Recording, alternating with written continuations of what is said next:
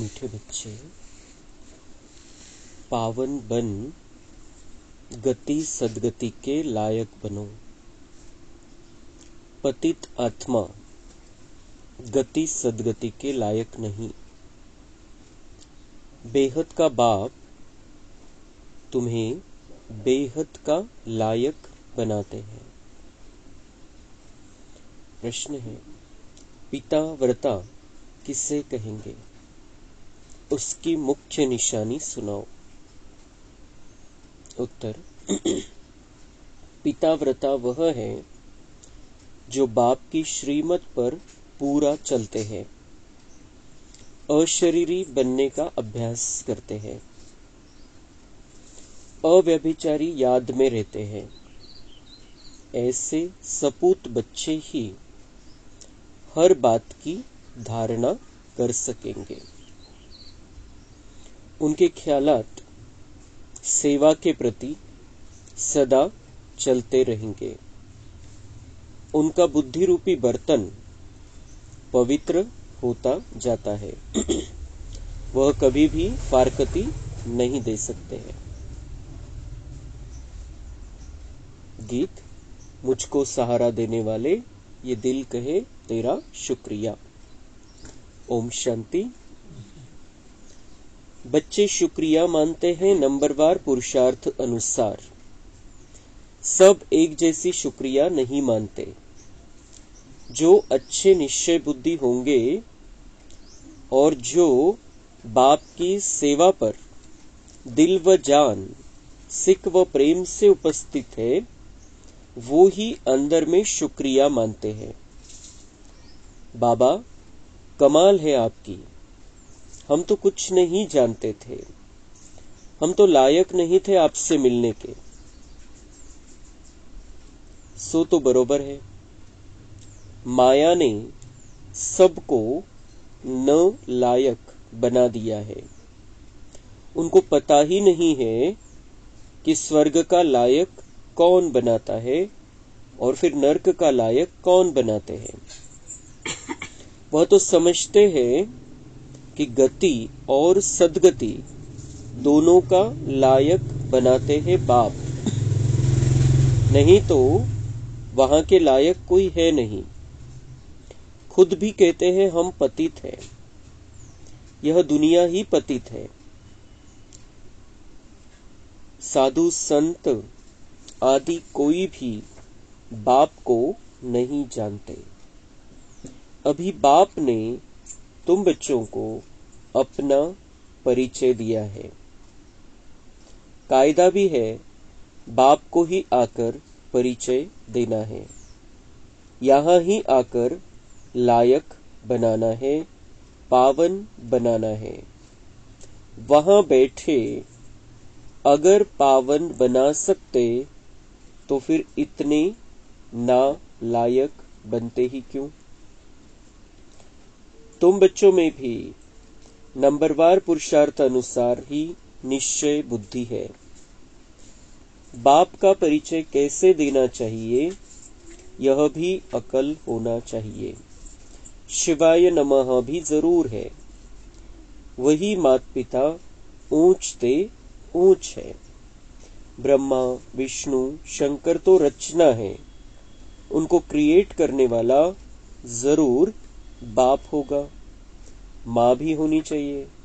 सबका God father तो एक है जरूर। निराकार को ही गॉड कहा जाता है। क्रिएटर हमेशा एक ही होता है। पहले पहले तो परिचय देना पड़े अलफ का। यह युक्ति युक्त परिचय कैसे दिया जाए, वह भी समझना है। भगवान ही ज्ञान का सागर है। उसने ही आकर राजयोग सिखाया। वह भगवान कौन है? पहले अलफ की पहचान देनी है। बाप भी निराकार है, आत्मा भी निराकार है। वह निराकार बाप आकर बच्चों को वर्षा देते हैं। किसी के द्वारा तो समझाएंगे ना, नहीं तो राजाओं का राजा कैसे बनाया? सतयुगी राज्य किसने स्थापन किया? हेवन का रचयिता कौन है? जरूर हेवनली गॉड फादर ही होगा। वह निराकार होना चाहिए। पहले पहले फादर की पहचान देनी पड़ती है। श्री कृष्ण को और ब्रह्मा विष्णु शंकर को फादर नहीं कहेंगे, उनको तो रचा जाता है। जब सूक्ष्म वतन वालों को भी रचा जाता है, वह भी क्रिएशन है, फिर स्थूल वतन वालों को भगवान कैसे कहेंगे? गाया जाता है देवताय नमः, वह है शिवाय नमः। मुख्य है ही यह बात। तर बाबा म्हणताय कि अभी भगवान का परिचय न होने के कारण दुनिया की दुर्गति हो गई है। परमेश्वराविषयी सत्य कोणाला माहिती नाहीये आणि म्हणून त्याच्यापासून दूर गेलेले, कनेक्शन तुटलेले आणि म्हणून भाग्य फुटलेले। जो हम आज देख रहे हैं, अपना भी जीवन जो सुख शांति प्रेम आनंद से संपन्न होना चाहिए था, वो नहीं है। कुछ न कुछ गड़बड़ियां थी और ऐसे समय में आकर बाबा ने हमको चुना, आपली निवड झाली आणि मग आता आपल्यामध्ये आंतरिक परिवर्तन होत चाललेलं आहे। आतल्या आत आपल्यामध्ये बदल होत चाललेला आहे। आणि मग अशा वेळेला जेव्हा आपल्यामध्ये ती जी क्वालिटी आहे, जी देवताई क्वालिटी आहे, ती राहत नाही, अशा वेळेला बाबा स्वतः येतो खाली आणि मग आपल्याला त्या दुनियेच्या पुन्हा लायक बनवतो। तो भगवान जो है निराकार है, सभी आत्माओं का पिता है, तो सगळ्यांचा बाप है जो भगवान है। परमेश्वर ज्याला म्हणायचं तो सगळ्यांचा पिता है, सगळ्यांचा बाप है। बाप एक होता है, बच्चे अनेक होते हैं। तो ऐसे शिव बाबा बाप है, बाकी सभी उसके बच्चे हैं। श्री कृष्ण असो, श्री राम असो, गुरु नानक असो, मोहम्मद पैगंबर असो, येशू ख्रिस्त असो, महावीर असो, कोणी शंकराचार्य, कोणी महामंडलेश्वर, कोणी का असत नहीं या दुनियामध्ये। वो सब बच्चे हैं, सब बाबा के बच्चे हैं। और एक परमपिता परमात्मा निराकार, जिसका कोई शरीर नहीं है। शरीर है तो बंधन है, और जो खुद बंधन में आएगा वो दूसरों को कैसे मुक्त करेगा, और उसे हम मुक्तिदाता कैसे कह सकते हैं? परमेश्वराच्या आपण बघायचं भक्ती मार्गामध्ये काय काय स्तुती केलेली आहे त्याची, की तो ईश्वर आहे, परमेश्वर आहे, ज्ञानाचा सागर आहे, गुणांचा सागर आहे, सर्वशक्तिमान आहे, मुक्तिदाता आहे, पतितांना पावन बनवणारा आहे। वेगवेगळ्या प्रकारे त्याची महिमा केलेली आहे। तर तो कसा बंधनामध्ये अटकेल शरीराच्या? तो वेगळा असला पाहिजे, तो या शरीरापेक्षा वेगळा असला पाहिजे। तो वो आकर अपना सत्य परिचय देता है। शिव शंभू म्हटलं जातं। शंभूचा अर्थ आहे स्वयं भू, स्वतः धरतीवरती येतो, स्वतः भूवरती येतो, स्वतः धरतीवरती येतो। आणि अजून काय म्हटलेले त्याला? खुदा। मुस्लिम काय म्हणतात? खुदा, म्हणजे खुद आने वाला, खुद आता है, खुदा खुद आने वाला। तो खुद आकर अपना परिचय देता है। आणि तो जो कोणी आहे परमेश्वर, तोच स्वतःविषयी सत्य सांगू शकतो।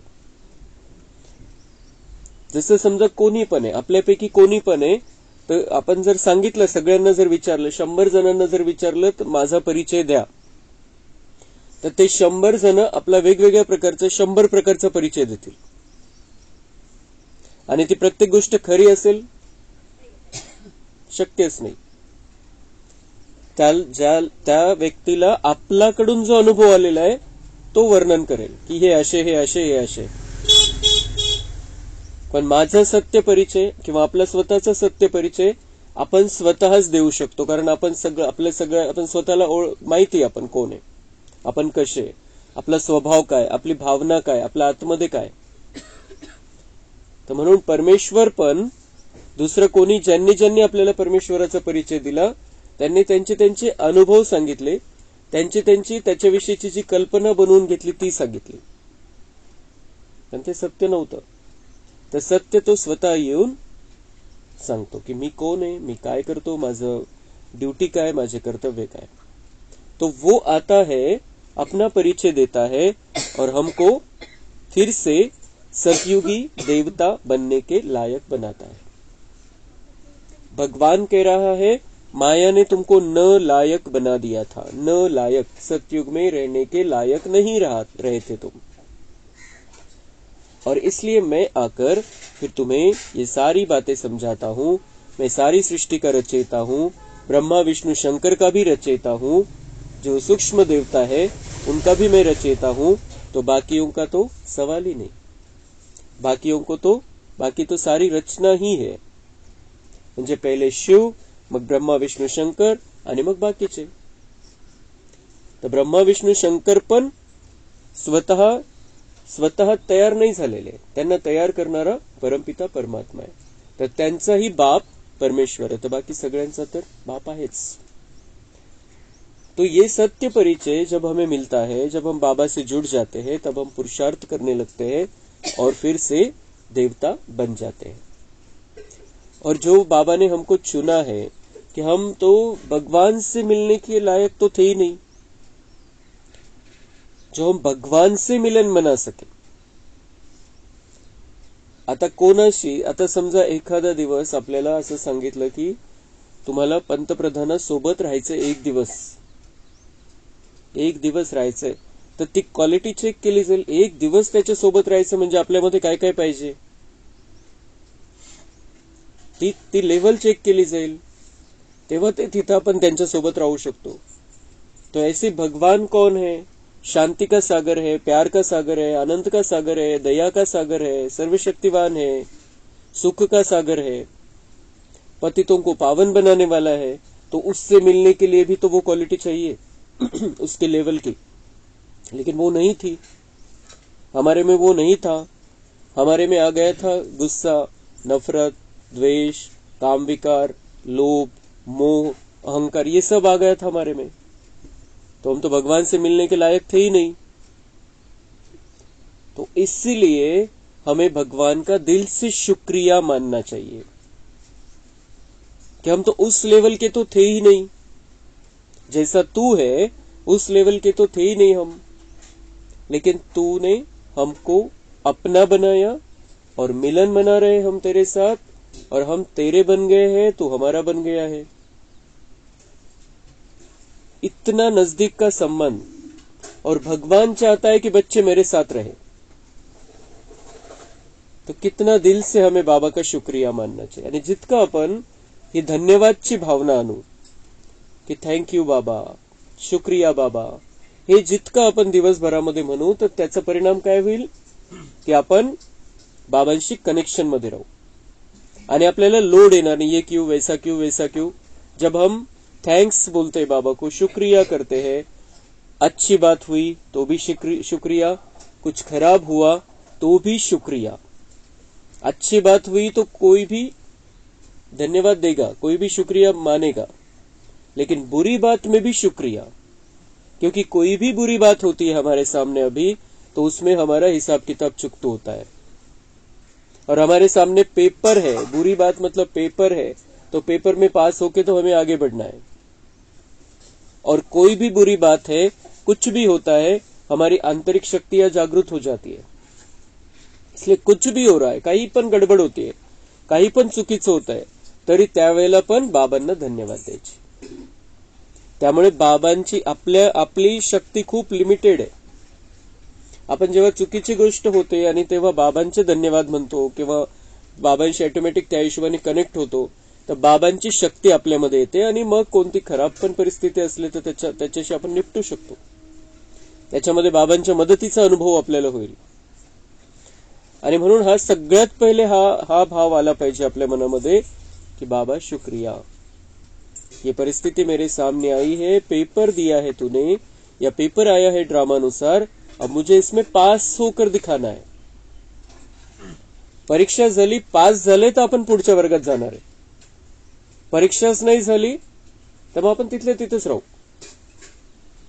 इसलिए जब भी कोई बुरी बात, काहीही वाईट होऊ द्या, त्यावेळेला सगळ्यात पहिले थँक्स बाबांना, म्हणजे कनेक्शन जुडेल. ही खूप सोपी पद्धत बाबा सांगतोय.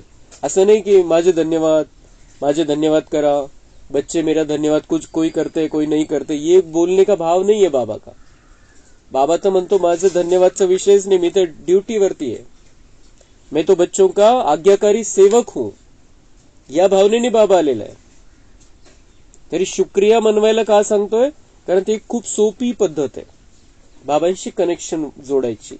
आणि दुसरी गोष्ट की बाबांना शुक्रिया म्हणजे परिस्थितीच्या वरती उठलो आपण, की परिस्थितीच्या प्रभावामध्ये नाही आलो, की अब क्या होगा, अब कैसे होगा, हे नाही, हे विचारच सोडून दिले आपण. है परिस्थिती, बाबा थैंक्स, पेपर आया है, आप आ जाओ साथ में.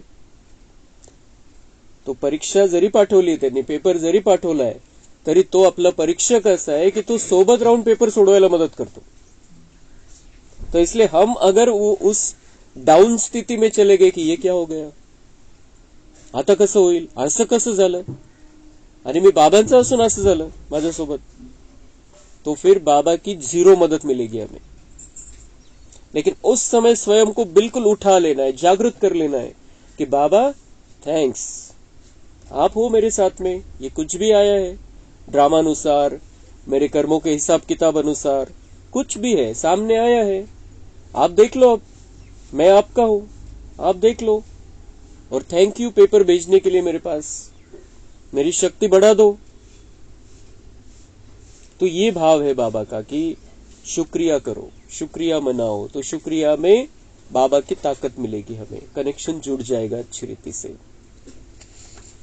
कारण त्यावेळेला सगळ्यात पहिले जेव्हा खराब परिस्थिती येते त्यावेळेला आपण सगळ्यात पहिले तर बाबा विसरतो आपल्याला. जर आपल्या मनामध्ये ही भावना नसेल कि पेपर है, मेरा हिसाब किताब चुकता हो रहा है, बाबा साथ में, अगर ये भावना नहीं रहेगी तो बाबा भूल जाएगा सबसे पहले. तो ये बहुत अच्छा तरीका है कि बाबा को थैंक्स दे देना सबसे पहले, तो बाबा भूलेगा नहीं, परिस्थिती को भूल जाएंगे हम की असं कसं झालं. ठीक आहे, जे दिसतंय सिच्युएशन समोर त्याच्यातून आपण बाहेर पडू, क्योंकि बाबा साथ में.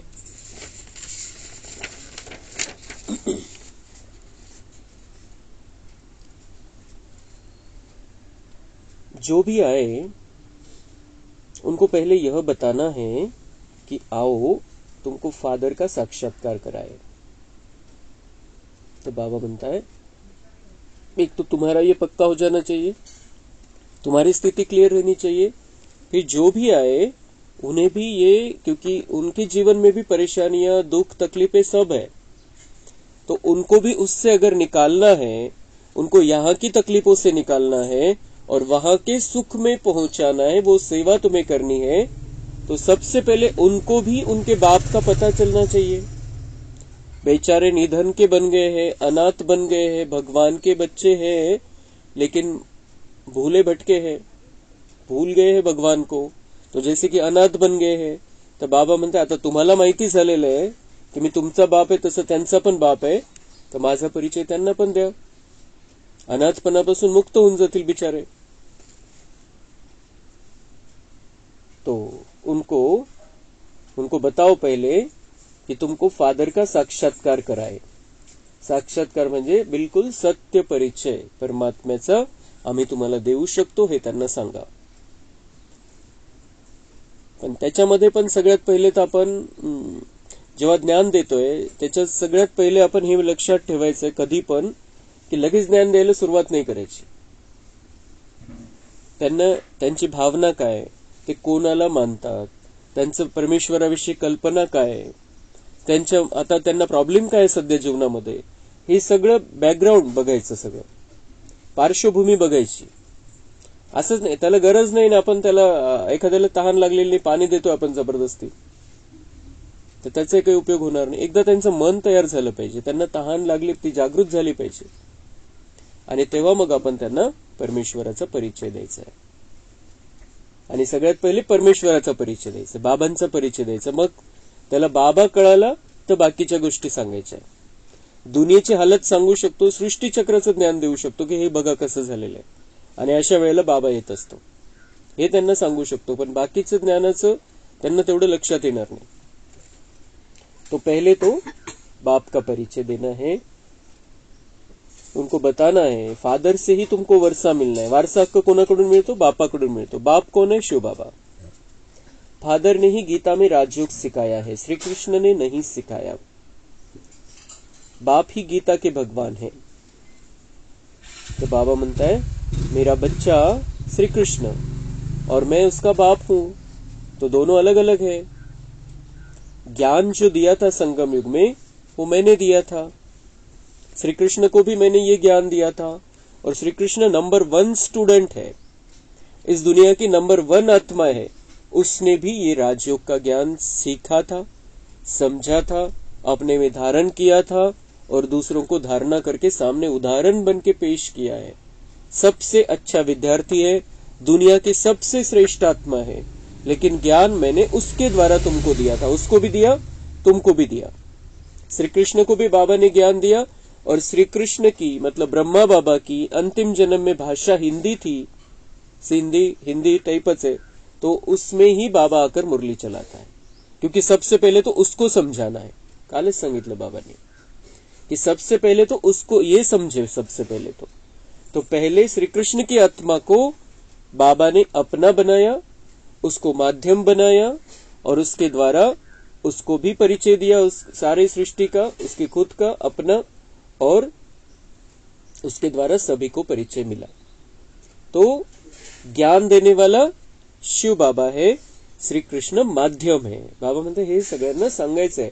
म्हणजे सगळ्या धर्मवाले निराकार परमात्म्याला मानतात, श्रीकृष्णाला सगळ्या धर्मवाले नाही मानत. इसलिए ये जरूरी बात है. नाही तर बाबांना काही घेणं नाही की मला क्रेडिट नाही भेटत, श्रीकृष्णाला क्रेडिट भेटतंय की त्यांनी इतकं गीता ऐकवली. बाबांना त्याच्याशी काही मतलब नाहीये. बाबा तो निस्वार्थी है बिल्कुल. शरीर है तेव्हा गर्व है. बाबा तो निराकार है, अशरीरी है. तो लेकिन ये बाबा क्यों कहता है बार बार? क्योंकि सभी नहीं मानेंगे श्री कृष्ण को. बाबांना काही फरक पडत नाही श्रीकृष्णाचं नाव झालं तर, पण सगळे तर मानणार नाही. लिमिटेड मानणार आहे श्रीकृष्णाला. राधेला मानणारे सुद्धा श्रीकृष्णाला मानत नाही. इतकं ते आहे. म्हणजे त्यांना कोणीच नको दुसरं. राधा राधा राधा राधा, सब जगह राधा राधा आहे. तर त्यांना सुद्धा श्रीकृष्ण नको, ते जे एकदम अति उच्च लेवलची भक्ती करतात. तो इसलिए ये निराकार परमात्मा जो है उसमें सबकी बुद्धि को हमको स्थिर करना पड़ेगा. और इसलिए बाबा बार बार कहता है ये सबको समझाओ कि जो ऊंचा ज्ञान है, जो सच्चा गीता ज्ञान है, वो मैंने दिया है, वो सबके लिए दिया है, सब धर्म वालों के लिए दिया है. और मैं सब धर्म वालों की सभी आत्माओं का मैं बाप हूं. श्री कृष्ण तो हो न सके सबका बाप, तो इसलिए बाबा ये फर्क करके दिखाता है कि उनको समझाना पड़ेगा.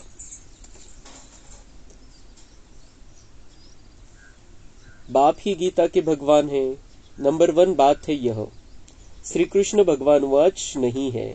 रुद्र भगवान वाच व सोमनाथ शिव भगवान वाच कहा जाता है. हर एक मनुष्य की जीवन कहानी अपनी अपनी है, एक न मिले दूसरे से. तो जो भी आए तो पहले पहले इस बात पर समझाना है. मूल बात समझाने की यह है. परमपिता परमात्मा का ऑक्यूपेशन यह है. वह बाप है, यह बच्चा है. वह हेवनली गॉडफादर है, यह हेवनली प्रिंस है. फरक काय? श्रीकृष्ण आणि शिवबाबा मध्ये शिवबाबा बाप आहे, श्रीकृष्ण बच्चा आहे. आणि तो स्वर्गाचा स्वर्ग रचणार आहे शिवबाबा, आणि श्रीकृष्ण आहे स्वर्गातला पहिला राजकुमार. खूप मोठी, खूप दिव्य श्रेष्ठ आत्मा आहे. स्वर्गातला पहिला राजकुमार. या दुनियेची सुरुवात त्याच्यापासून, नवीन जी दुनिया स्टार्ट होते त्याची सुरुवात श्रीकृष्णापासून. हे सगळं आपण सांगायचं आहे दुनियावाल्यांना. जब हम बाबा का परिचय देंगे उसके साथ फिर हमें श्रीकृष्ण का परिचय धीरे धीरे उनको देना है. क्योंकि श्रीकृष्ण के बारे में भी उन्होंने बहुत सारी कहानियां बना दी है, उस पर कलंक लगा दी है और उसकी महिमा करते, कलंक की महिमा करते हैं. यह बिल्कुल क्लियर कर समझाना है. मुख्य है गीता, उनके आधार पर ही और शास्त्र है. सर्व शास्त्र में शिरोमणि भगवत गीता है. मनुष्य कहते हैं तुम शास्त्र वेद आदि को मानते हो। अरे हर एक अपने धर्मशास्त्रों को मानेंगे, सभी शास्त्रों को थोड़ी मानेंगे। हाँ, सब शास्त्र है जरूर, परंतु शास्त्रों को जानने से पहले भी मुख्य बात है बाप को जानना, जिससे वर्षा मिलना है। बाबा म्हणता है कि मनुष्य क्या कहते, तुम शास्त्र वेद आदि को मानते हो। तो बाबा म्हणता है हर एक धर्म वाला आता कुरान मानणारा भगवद्गीता थोडी मानणार है। तो मानते हैं तो बाबा म्हणते किस तरीके से मानते हैं, शास्त्र है जरूर, शास्त्र आहे आणि त्याची एक विशिष्ट काळामध्ये त्याची आवश्यकता पण आहे। तो बाबा म्हणते ये मानते हैं जरूर, लेकिन शास्त्रों की मानना ये हर एक का अपना अपना है। भगवद्गीता मानणारा कुरान मधल्या गोष्टी मानेलच असं काही नाही, तो हर एक का अपना अपना है। तो ऐसे ही हम इस तरीके से मानते हैं शास्त्रों वेदों को कि उनकी अपना स्थान है, उनकी अपनी उस समय की जरूरत है, उस हिसाब से शास्त्र बने। लेकिन अब हम क्या मानते हैं, अब भगवान का सत्य ज्ञान जो भगवान हमें मुरली के द्वारा देता है, इतना ऊंचा शास्त्र है जो इसके आधार से ही, इसी मुरली के आधार से 2500 साल के बाद फिर से भगवद्गीता बनेगी। हे सत्य बाबांनी सांगितलेलं आहे की हे जी मुरली ऐकणारा सर्वश्रेष्ठ जो आहे ज्ञानी आत्मा जगदीश भाई, त्यांच्याविषयी बाबांनी सांगितले ये व्यास की आत्मा है और यही जाकर गीता बनाएगा फिर बाद में। लेकिन 2500 साल के गैप के कारण और देहभान के समय में उसने वो गीता लिखी, इसलिए देहभान वाली गीता बन गई। इसलिए इसमें का कुछ न कुछ उसमें वो बातें आई है भगवत गीता में। आणि बाकी मग या दुनियेमध्ये जितके शास्त्र बनले द्वापर नंतर त्याचा पाया आहे भगवद्गीता। पण भगवद्गीतेचा पाया काय, ये बाबांनी ऐकवलेली मुरली। तो इस तरीके से हम शास्त्रों के बारे में हमें सब पता है, लेकिन मानना क्या है, हम डायरेक्ट भगवान की बातें सुनते हैं, इसलिए भगवान की बातें मानते हैं। वो है शास्त्र वेद अपनी जगह पर है, लेकिन अब हम उन शास्त्रों का सार समझ गए। हे अशा पद्धतीने आपल्याला स्पष्ट बोलता आलं पाहिजे। वर्षा शास्त्रों से नहीं मिलेगा, वर्षा मिलता है बाप से। अब हमें वर्षा लेना है, तो वर्षा किससे मिलेगा, डायरेक्ट बाप से, और हम डायरेक्ट बाप से जुड़ गए। बाप जो नॉलेज देते, वर्षा देते, उसका पुस्तक बना हुआ है। पहले तो गीता को उठाना पड़े। गीता का भगवान कौन है, उसमें ही राजयोग की बात आती है। राजयोग जरूर नई दुनिया के लिए ही होगा। भगवान आकर पतित तो नहीं बनाएंगे, उनको तो पावन महाराजा बनाना है। ये भगवान आकर क्या करता है, मुरली सुनाकर हमें पावन महाराजा बनाता है। पतित नहीं बनाएंगे भगवान आकर।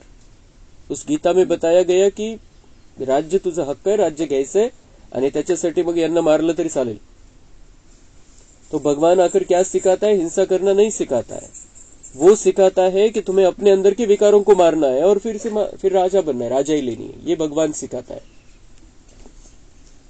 पहले बाप का परिचय दे और यह लिखाओ, बरोबर मैं निश्चय करता हूं कि यह हमारा बाप है। पहले समझाना है शिवाय नमः। तुम मात पिता, महिमा भी उस बाप की ही है। भगवान को भक्ति का फल भी यहां आकर देना है। भक्ति का फल क्या है, यह तुम समझ गए हो। इतना सुंदर ज्ञान मिल रहा है, यही तो हमारा फल है। इतना सारी भक्ति की है, भगवान मिला, भगवान से मिलन मना रहे हैं, यही हमारे भक्ति का फल है। जिसने बहुत भक्ति की है उनको ही फल मिलेगा। ये फल किसको मिलता है, ये ज्ञान का फल किसको मिलता है, कौन ज्ञान घेल, जानी भक्ति के लिए। बाबा सर्टिफिकेट दे रहे हैं। हम जो ज्ञान लेने वाली आत्मा है, जो मुरली सुनने वाली आत्माएं है, बहुत भक्ति की है, इसलिए ये सुन रहे हैं महावाक्य, भगवान के महावाक्य, डायरेक्ट भगवान के महावाक्य। यह बातें कोई शास्त्रों में नहीं है, तुम्हारे में भी नंबरवार पुरुषार्थ अनुसार जानते हैं। समझाया जाता है तुम्हारे बेहद के माँ बाप वह है। जगत अम्बा जगत पिता भी गाए जाते हैं। तो कोई बाप बेट समझाते, हाँ, कोई फट से तो नहीं समझ जाएगा। पढ़ाई में टाइम लगता है, पढ़ते पढ़ते आकर बैरिस्टर बन जाते हैं। एम ऑब्जेक्ट जरूर है, देवता बनना है, तो पहले बाप का परिचय देना है। गाते भी है तुम मात पिता, हम बालक तेरे। और दूसरा फिर कहते हैं पतित पावन आओ। तो पतित दुनिया और पावन दुनिया किसको कहा जाता है? क्या कलयुग अभी 40,000 वर्ष और रहेगा?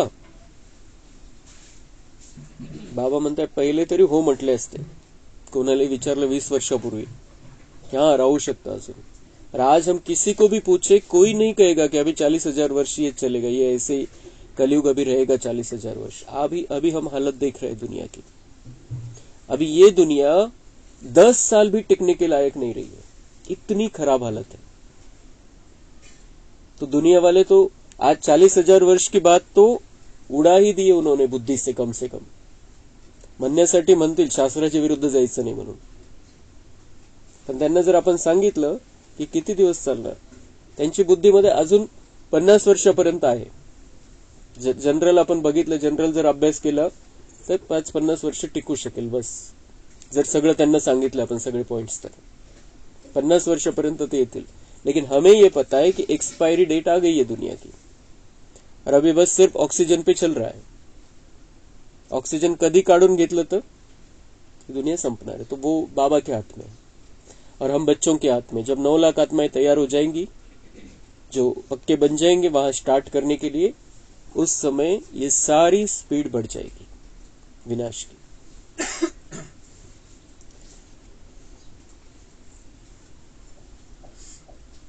अच्छा भला पावन बनाने वाला तो वो एक बाप है ना, हेवन स्थापन करने वाला है गॉड फादर. श्री कृष्ण तो हो न सके, वह तो वर्षा लिया हुआ है. वह श्री कृष्ण हेवन का प्रिंस है और शिव बाबा हेवन का क्रिएटर है.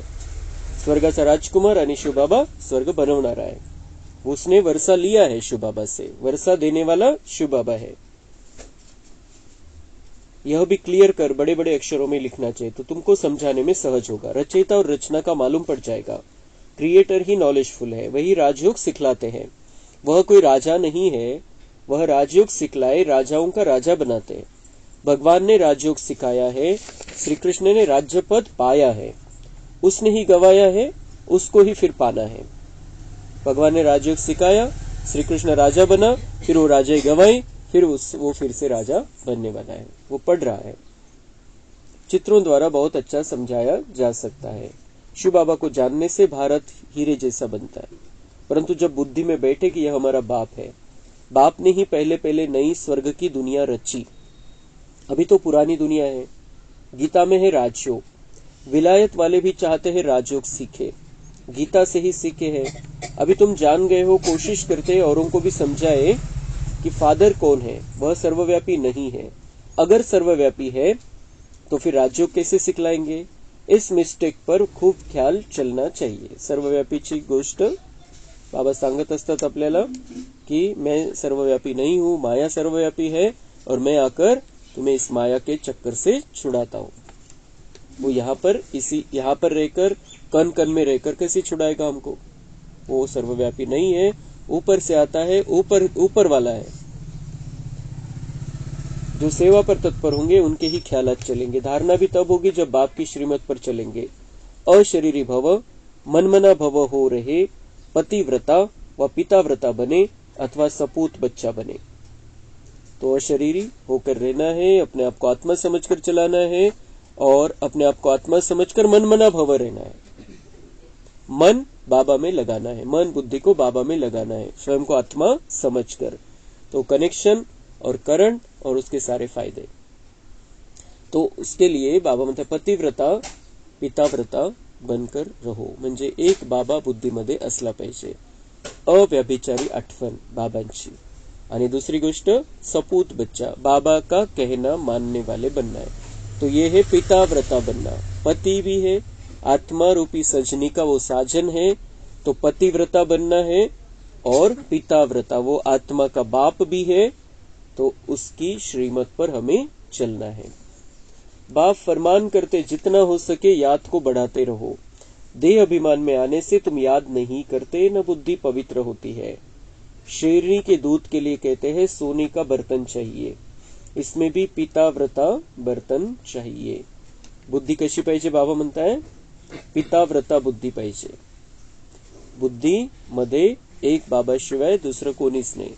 जसं शेरनी का दूध, उसके लिए सोने का बर्तन चाहिए, वैसे ही बाबा कह रहा है कि ये जो ज्ञान है ये जैसे कि शेरनी का दूध है, और उसके लिए बर्तन, तुम्हारा बुद्धि रूपी बर्तन कैसा चाहिए?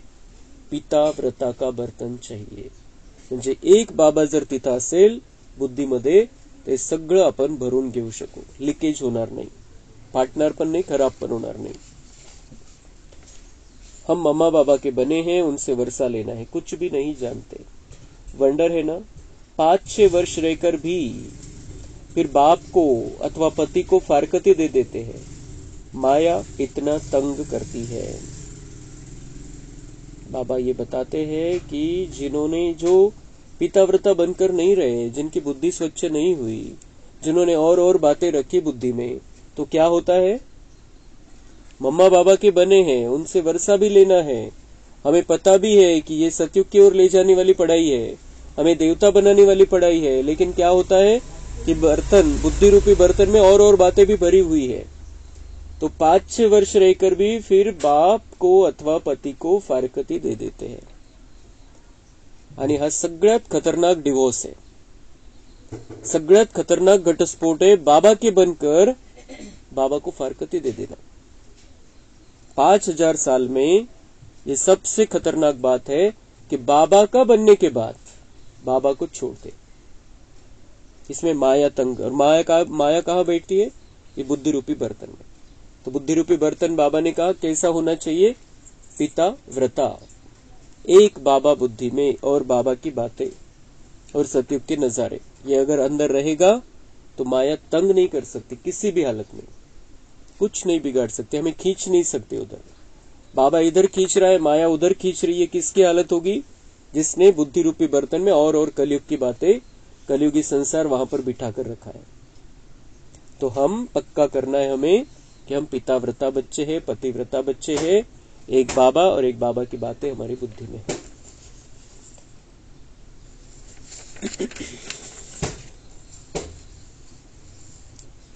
अच्छा, मीठे मीठे सिके लधे बच्चों प्रति माता पिता बाप दादा का याद प्यार और गुड मॉर्निंग. रूहानी बाप की रूहानी बच्चों को नमस्ते. हम रूहानी बच्चों की रूहानी बाप दादा को याद प्यार, गुड मॉर्निंग, नमस्ते. वाह बाबा वाह, शुक्रिया बाबा शुक्रिया.